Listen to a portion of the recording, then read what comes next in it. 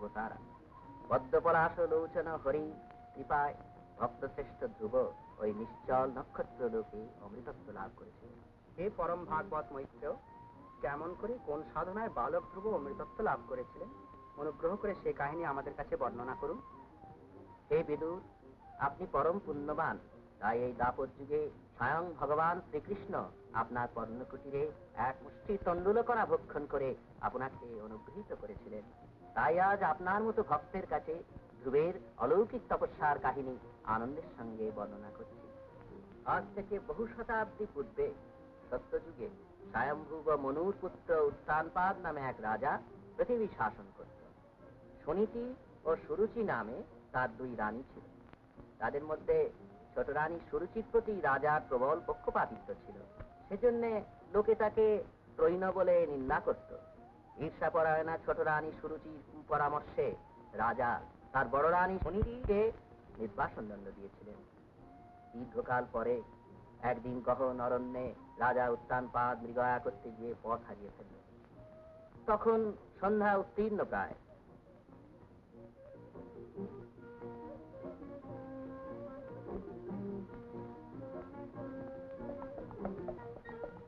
রাজা আশ্রয়ের অনুসন্ধানে ঘুরতে ঘুরতে এক ঋষির আশ্রমে উপস্থিত।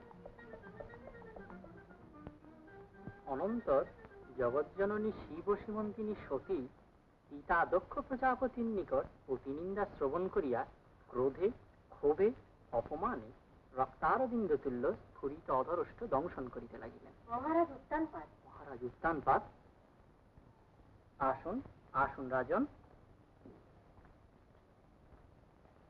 জয়স্তু। তপোধন, আমি বন্যবরাহের পশ্চাৎধাবন করতে গিয়ে পথ হারিয়ে আপনার আশ্রয় প্রার্থী। আপনার শাস্ত্রপাঠে কোনো বিঘ্ন সৃষ্টি করলাম না তো? না মহারাজ, এই আরণ্যক তপবনে আপনার আগমন হয়তো বিধাতার অভিপ্রেত। বিধাতার অভিপ্রেত? মহর্ষি, আপনার কথা আমার নিকট দুর্বোধ্য মনে হচ্ছে। আসুন, আতিথ্য গ্রহণ করুন রাজন, একে একে সবই জানতে পারবেন কেন বিধাতার অভিপ্রেত। কে? আর্যপুত্র। শুনেছি মহারানী? না মহারাজ, আপনার দাসী।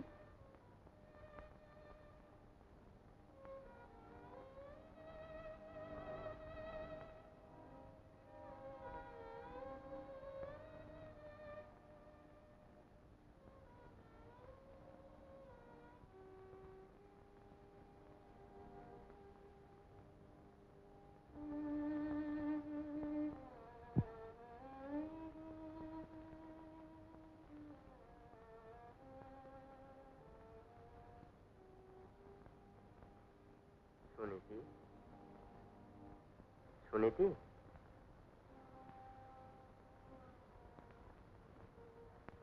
সুনীতি,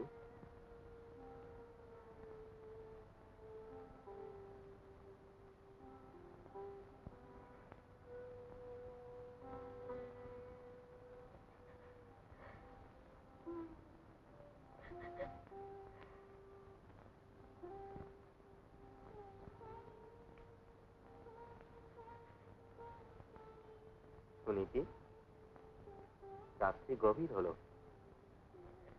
বিশ্রাম করবে, চলো।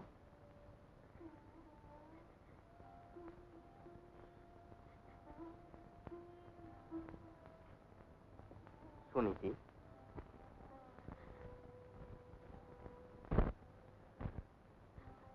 সুনীতি,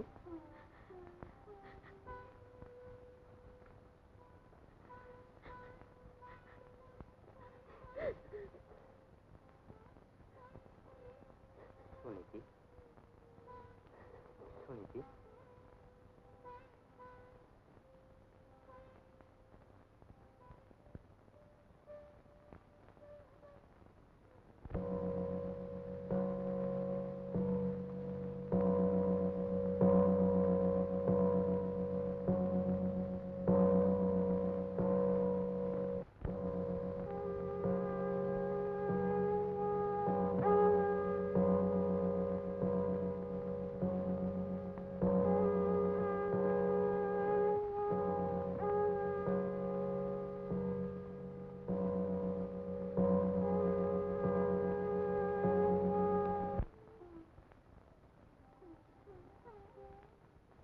ধর্ম সাক্ষী করে বলছি মা, মাতার উপর ভগবান আছেন।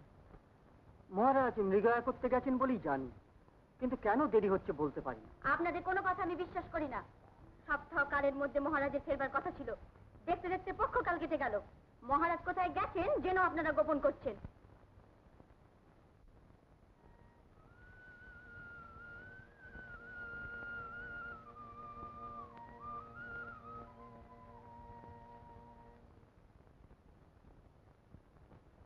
রাজন, মা সুনীতি সাক্ষাৎ লক্ষ্মী স্বরূপিনী।